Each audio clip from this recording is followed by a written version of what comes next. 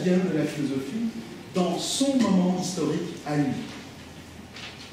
Et voilà sa réponse, je cite. Il y a des moments où la philosophie tourne ses regards vers le monde extérieur, non plus en conceptualisant, mais comme une personne pratique qui noue des intrigues avec le monde, qui quitte le royaume transparent de la mélodie et qui se jette dans les bras de la sirène du monde. Pleinement satisfaite de la forme totale qu'elle s'est donnée à elle-même dans l'élément de la pensée conceptualisante, la philosophie entreprendrait donc de sortir d'elle-même. Elle se tourne vers un monde qui n'est pas le sien, un monde existant en dehors d'elle, et elle entre avec ce monde réel, visible et phénoménal, dans un rapport nouveau, qui est un rapport pratique. Marx considère donc que son époque appartient au genre de celles qui suivent ce qu'il appelle une philosophie en soi totale, ou une philosophie universelle.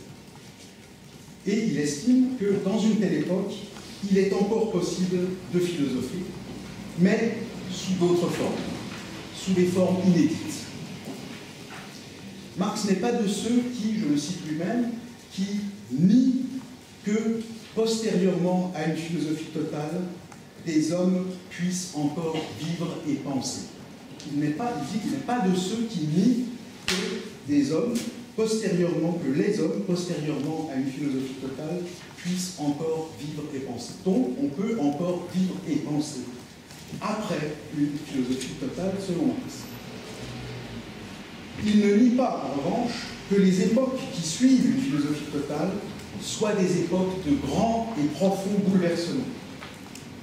Il parle ainsi, je le cite, de la tempête, de la tempête qui succède à une grande philosophie, à une philosophie universelle.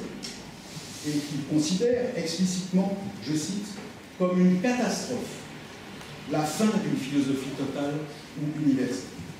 Cette fin, ajoute-t-il, inaugure des temps malheureux, je cite toujours, temps d'airain où les dieux sont morts, où la nouvelle divinité ressemble encore à la sombre figure du destin, et où, ajoute-t-il, les couleurs du jour en sont encore absentes.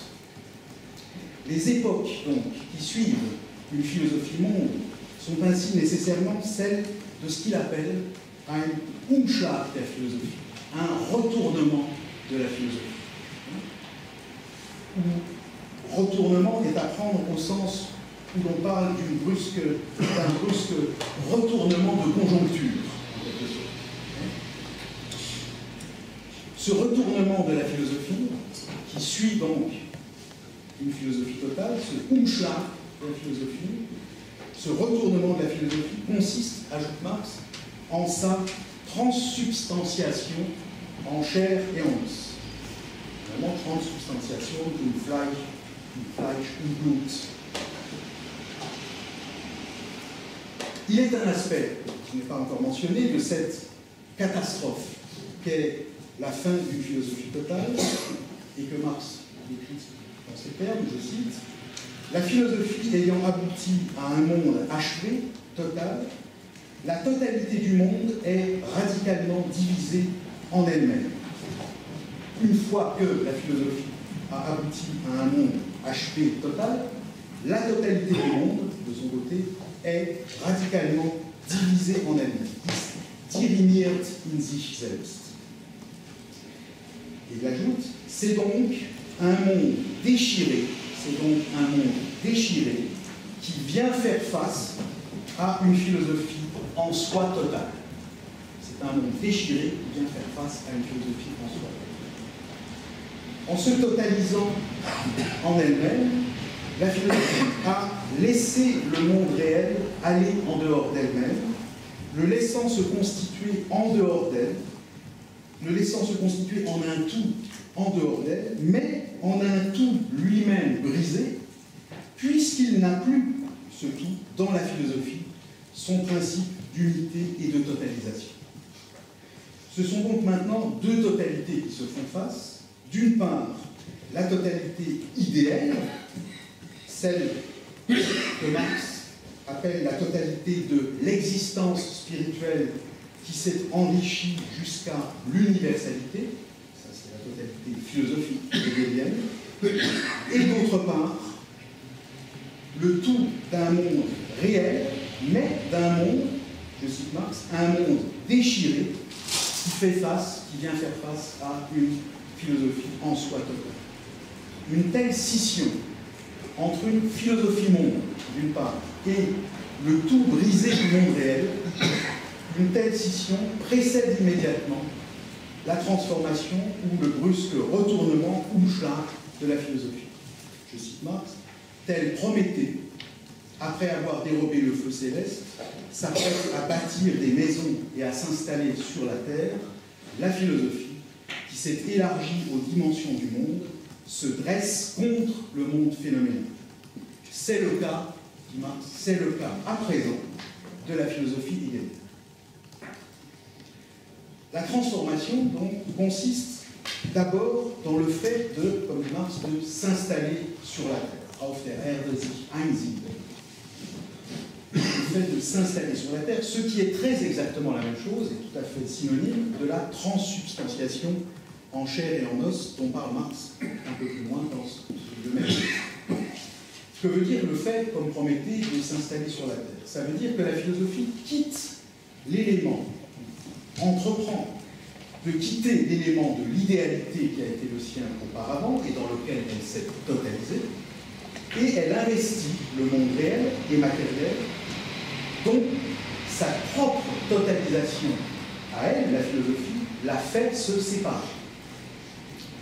Mais la philosophie n'investit pas le monde réel, phénoménal, sensible, de n'importe quelle manière. Elle le fait en se tournant en même temps, nous dit Marx, contre lui. Contre lui. Que veut dire ce rapport consistant pour la philosophie à se tourner contre le monde phénoménal? Et bien, ça veut dire la même chose, ou plutôt le même rapport, est également désigné par Marx quand il parle du brusque retournement en un rapport pratique à la réalité. Rapport négatif et rapport pratique, praktisches Verhältnis, sont une seule et même chose. Le rapport à la réalité qui serait positif,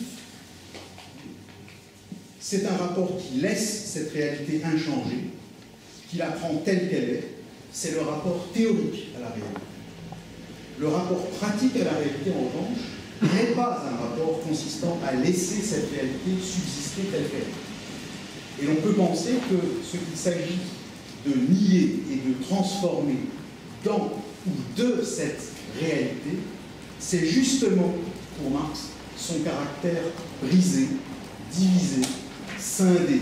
C'est-à-dire que ce qu'il s'agit de nier dans le monde réel, en se tournant contre le monde réel, ce qu'il s'agit d'y nier, c'est cette diremption qui caractérise le monde phénoménal qu'une philosophie se totalisant idéalement en elle-même a laissé aller en dehors d'elle-même. Étant entendu que cette négation de la diremption, de la scission du monde devra se faire dans le monde réel et phénoménal lui-même et non plus en dehors de lui, dans une unification, une totalisation seulement idéale et philosophique.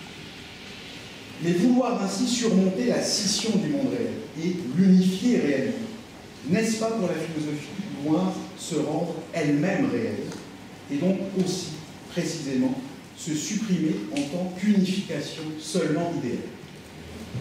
Combattre la scission du monde réel, n'est-ce pas pour la philosophie, au fond, se combattre elle-même en tant qu'idéalité séparée du monde réel et ainsi se transformer elle-même?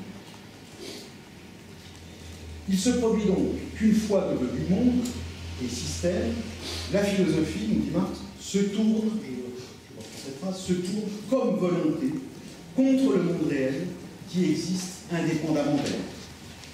Cela signifie que la philosophie, pleinement satisfaite en et par elle-même en tant que système, entreprend en quelque sorte de sortir d'elle-même, animée, comme dit Marx, je le cite, de la pulsion de se réaliser. Begeistert mit dem Trieb, sich zu verwirklichen. Ce qui fut lumière intérieure, dit Marx, devient flamme dévorante qui se tourne vers l'extérieur. Accomplie en elle-même comme monde, c'est-à-dire comme système, la philosophie se tourne contre le monde des phénomènes.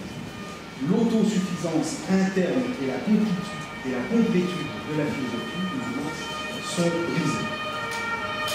Mais, ce faisant, la philosophie admet qu'elle n'est précisément pas la totalité, qu'elle est donc le tout seulement pensé, tout en dehors duquel il existe encore, en outre, le monde des phénomènes.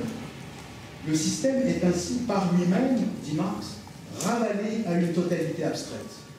Il est devenu un côté du monde, auquel s'oppose un autre côté. La philosophie entre ainsi en tension avec quelque chose d'autre qu'elle. Spannung gegen anderes. C'est donc au moment où la philosophie est devenue monde, c'est-à-dire système, qu'elle brise par elle-même sa propre complétude, comme aspirant à une complétude plus grande qui ne peut que la porter au-delà d'elle-même. C'est en étant saisie de cette énergie pratique, de cette pulsion à la réalisation, qu'elle découvre en même temps qu'elle n'est justement pas tout et qu'il existe un monde en dehors d'elle auquel elle se trouve désormais faire face. C'est en ce sens qu'il faut comprendre la proposition selon laquelle, je cite, la réalisation de la philosophie est en même temps sa perte. Sa pulsion à se réaliser lui signifie sa perte en tant que philosophie monde, en tant que philosophie autosuffisante, puisqu'elle signifie en même temps la fin de sa prétention à être elle-même et toute seule le tout. Si elle l'était vraiment, elle ne connaîtrait précisément pas cette pulsion. La philosophie engage alors un combat contre le monde qui n'est pas elle et qui est en dehors d'elle. Elle veut, au fond, supprimer cette altérité qui l'empêche d'être le tout à elle toute seule. C'est là que vient se loger la contradiction que je mentionnais déjà tout à l'heure. Contradiction que Marx relève et dont les termes sont les suivants. La philosophie veut être tout, d'où sa pulsion pratique à la réalisation d'elle-même. Mais c'est cette pulsion même qui l'a fait se heurter à cette altérité qui l'empêche précisément d'être tout. Dès lors, la philosophie ne peut rien vouloir d'autre que lutter contre cela même qu'elle veut être, à savoir le monde réel. Aussi Marx peut-il dire, je le cite, que ce que la philosophie combat à l'extérieur, c'est son propre défaut intérieur.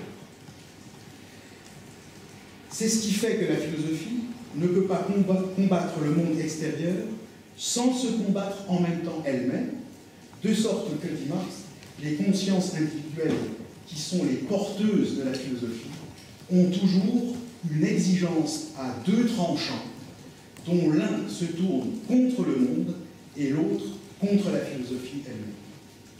En combattant le monde réel non philosophique, ils ne peuvent que combattre en même temps la philosophie elle-même en tant que philosophie non réelle, c'est-à-dire le système en tant que totalité abstraite. L'entreprise des philosophes, qui est de nier le monde réel non philosophique, est en même temps celle de nier la philosophie non réelle. Ou bien, comme dit Marx, je le cite, en libérant le monde de la non-philosophie, ils se libèrent eux-mêmes de la philosophie, qui, comme système déterminé, les avait chargés de faire. Mais cela veut dire que les philosophes en question se trouvent pris dans une contradiction, puisque l'intention de départ était de réaliser la philosophie monde, c'est-à-dire le système, dans le monde réel, et non pas de nier ou supprimer la philosophie. Et c'est bien là ce qui fera dire à Marx quelques années plus tard qu'on ne peut pas réaliser la philosophie sans la supprimer. Lorsqu'on pose